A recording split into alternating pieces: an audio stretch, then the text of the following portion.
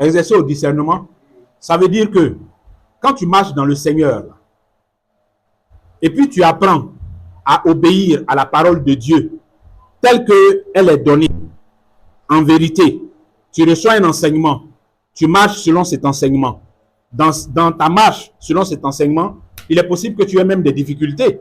Mais même en passant par ces difficultés, tu persévères, tu traverses ces difficultés, tu traverses ces épreuves et tu acquiers de l'expérience dans ta marche avec Christ.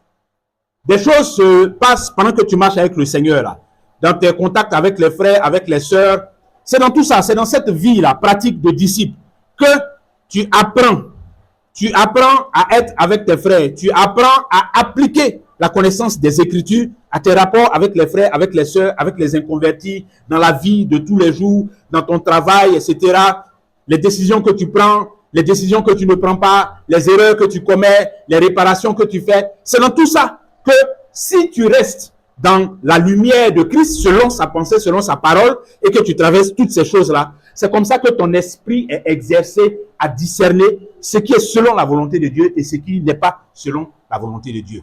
Contrairement à quelqu'un qui se jette dans la facilité, que, hop là, il choisit tout là, il ne cherche pas la volonté de Dieu, hein, il ne cherche pas ce que les Écritures disent par rapport à ça, pour moi en tant que chrétien. Se jette ici, se jette là, parce qu'il voit que c'est ça qui va l'arranger d'après lui. Se jette là, se jette. Un esprit qui fait comme ça là, ne sera jamais exercé à discerner ce qui est bon et ce qui ne l'est pas. Parce que quand il est en face d'une situation où il doit apprendre à choisir ce qui est bon et laisser ce qui n'est pas bon, il ne vient pas prendre comme référence la pensée de Dieu. Il prend sa propre pensée. Donc, il ne peut pas être exercé à discerner ce qui est bon de ce qui ne l'est pas. Ce qui est agréable à Dieu de ce qui ne l'est pas.